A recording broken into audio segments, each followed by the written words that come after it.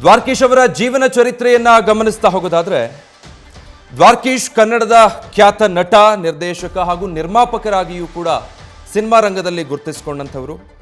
1942 August 19ರಂದು Mysuru ಜಿಲ್ಲೆಯ ಹುಣಸೂರಿನಲ್ಲಿ ದ್ವಾರಕೀಶ್ ಅವರ ಜನನ ಆಗುತ್ತೆ.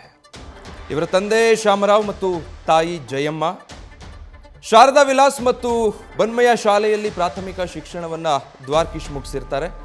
ಪ್ರೌಢ ಶಿಕ್ಷಣದ ನಂತರ CPC ಪಾಲಿಟೆಕ್ನಿಕ್ ಕಾಲೇಜಿನಲ್ಲಿ ಮೆಕ್ಯಾನಿಕಲ್ ಇಂಜಿನಿಯರ್ ಅನ್ನು ಮುಗಿಸಿದ್ರು. ಆ ಕಾಲಕ್ಕೆ ಮೆಕ್ಯಾನಿಕಲ್ ಇಂಜಿನಿಯರಿಂಗ್ ಮುಗಿಸಿ ಅದಾದಮೇಲೆ ಸಿನಿಮಾ ಕ್ಷೇತ್ರದತ್ತ ಅವರು ಆಸಕ್ತಿಯನ್ನು ಬೆಳೆಸ್ಕೊಂಡು ಈ ಕ್ಷೇತ್ರದ ಕಡೆಗೆ ಮುಖ ಮಾಡಿರ್ತಾರೆ. ತಮ್ಮ ಸಹೋದರನ ಜೊತೆ ಸೇರಿ ಭಾರತ್ ಆಟೋ ಸ್ಪೇರ್ಸ್ ಅನ್ನು ಕೂಡ ಸ್ಟೋರ್ಸ್ ಅದನ್ನು ಆರಂಭಿಸಿದ್ರು. 1963ರಲ್ಲಿ ವ್ಯಾಪಾರ ಬಿಟ್ಟು ಅದಾದಮೇಲೆ ನಟನೆಯತ್ತ ಮುಖ ಮಾಡ್ತಾರೆ. ಸೊ ಇವರ ಸ್ಯಾಂಡ್ಲ್ವುಡ್ ಪ್ರವೇಶ ಆಗಿದ್ದು 1963ರಲ್ಲಿ ನಟನೆಯ ಮೂಲಕ ಆಗುತ್ತೆ. ಅದಾದ ನಂತರ ತಿರುಗಿ ನೋಡಲೇ ಇಲ್ಲ. ಸಿನಿ ಜೀವನದಲ್ಲಿ ಸತತವಾಗಿ ಮೇಲಿಂದ ಮೇಲೆ ಯಶಸ್ಸುಗಳನ್ನು ನೋಡ್ತಾ ಬಂದರು. ಅದಾದಮೇಲೆ ಅಷ್ಟೇ ದೊಡ್ಡ ಫೇಲ್ಯೂರ್ಗಳ ಸುಳಿಗೂ ಕೂಡ ಅವರು ಸಿಲುಕಬೇಕಾಯಿತು. 1964ರಲ್ಲಿ ವೀರ ಸಂಕಲ್ಪ ಅನ್ನೋದು ಸಿನಿಮಾ. ಈ ಕನ್ನಡ ಸಿನಿಮಾದ ಮೂಲಕ ಚಿತ್ರರಂಗಕ್ಕೆ ದ್ವಾರಕೀಶ್ ಎಂಟ್ರಿ ಕೊಡ್ತಾರೆ. ನಟರಾಗಿ, ಹಾಸ್ಯ ಕಲಾವಿದರಾಗಿ, ಪೋಷಕ ನಟನ ಪಾತ್ರದಲ್ಲಿಯೂ ಕೂಡ ಇದುವರೆಗೆ 100 ಸಿನಿಮಾಗಳಲ್ಲಿ ದ್ವಾರಕೀಶ್ ನಟಿಸಿದ್ದಾರೆ. ಕನ್ನಡಿಗರ ಮನಗೆದ್ದಿದ್ದಾರೆ, ಮನೆ ಮಾತಾಗಿದ್ರು. ಒಂದು ಕಾಲದಲ್ಲಿ ವಿಷ್ಣುವರ್ಧನ್ ಹಾಗೂ ದ್ವಾರಕೀಶ್ ಜೋಡಿ ಅಂದರೆ ಕಳ್ಳ ಕುಳ್ಳ ಅಂತಾನೆ ಪ್ರಸಿದ್ಧವಾಗಿತ್ತು.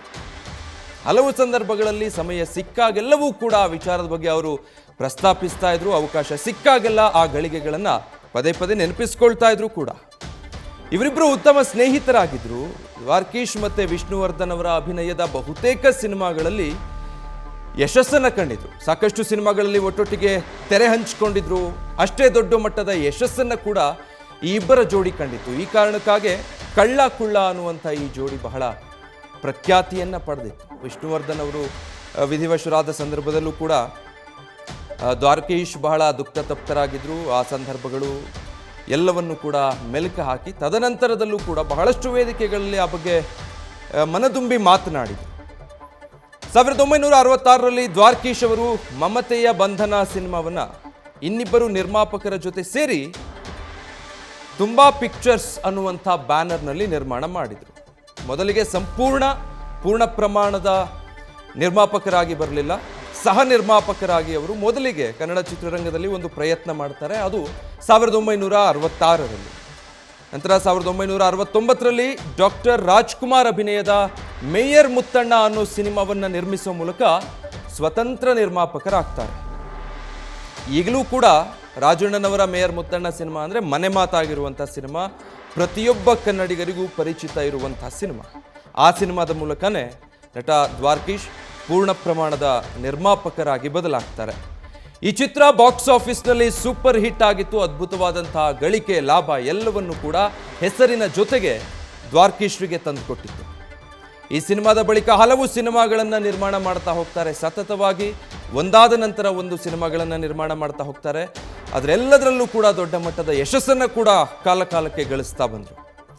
ದ್ವಾರಕೀಶ್ ಅವರು ಒಟ್ಟು ಈವರೆಗೂ 40ಕ್ಕೂ ಹೆಚ್ಚು ಚಿತ್ರಗಳನ್ನು ನಿರ್ಮಾಣ ಮಾಡಿದ್ದಾರೆ. ನಿರ್ಮಾಪಕರಾಗಿ ಹಲವು ಕಲಾವಿದರನ್ನ ಚಿತ್ರರಂಗಕ್ಕೆ ಪರಿಚಯಿಸಿದ್ದಾರೆ ಕೂಡ. ನಿರ್ಮಾಪಕರಾಗಿ ಚಿತ್ರರಂಗದಲ್ಲಿ 40 ಸಿನಿಮಾಗಳನ್ನು ನಿರ್ಮಾಣ ಮಾಡೋದು ಅಂದರೆ ಬಹಳ ದೊಡ್ಡ ಸಾಧನೆ. ಅದು 40 ಸಿನಿಮಾಗಳನ್ನು ನಿರ್ಮಾಣ ಮಾಡುವವರೆಗೂ ಕೂಡ ಸಿನಿಮಾ ಕ್ಷೇತ್ರ ಅವರ ಕೈ ಹಿಡಿದಿತ್ತು. ಎಲ್ಲ ಲಾಭ ನಷ್ಟಗಳನ್ನು ನೋಡಿ ಆದ ನಂತರದಲ್ಲೂ ಕೂಡ ದ್ವಾರಕೀಶ್ ಅವರು 40ಕ್ಕೂ ಹೆಚ್ಚು ಸಿನಿಮಾಗಳನ್ನು ಕನ್ನಡ ಸಿನಿಮಾಗಳಿಗೆ ಕೊಡುಗೆಯಾಗಿ ಕೊಟ್ಟಿದ್ರು. 100 ಕಲಾವಿದರಿಗೆ ಅವಕಾಶ ಕೊಟ್ಟಿದ್ರು, ಮುನ್ನೆಲೆಗೆ ತಂದಿದ್ರು. ಅಷ್ಟಕ್ಕೆ ಸೀಮಿತವಾಗೋದಿಲ್ಲ. ದ್ವಾರಕೀಶ್ ಅವರ ಕಲೆ ನಟನೆ ಆಯಿತು, ಮತ್ತೆ ಪೂರ್ಣ ಪ್ರಮಾಣದ ನಿರ್ಮಾಪಕರಾಗ್ತಾರೆ. ಮುಂದುವರೆದ ಹಾಗೆ ನಿರ್ದೇಶನಕ್ಕೂ ಕೂಡ ಅವರು ಕೈ ಹಾಕಿದ್ರು. ಬಹುತೇಕ ಚಿತ್ರರಂಗದಲ್ಲಿರುವಂಥ ಎಲ್ಲ ಸ್ತರಗಳಲ್ಲೂ ಕೂಡ ತಮ್ಮ ಕಲೆಯನ್ನು ಪ್ರದರ್ಶಿಸಿದ್ದಾರೆ ದ್ವಾರಕೀಶ್ ಅವರು. ನಿರ್ದೇಶನದಲ್ಲೂ ಕೂಡ ಅವರ ಟ್ಯಾಲೆಂಟ್ ಏನು ಅನ್ನೋದನ್ನು ಕನ್ನಡಿಗರು ಕಂಡಿದ್ದಾರೆ. 1985ರಲ್ಲಿ ಸಿನಿಮಾ ನಿರ್ದೇಶನಕ್ಕೆ ಕೂಡ ದ್ವಾರಕೀಶ್ ಕೈ ಹಾಕಿದ್ರು.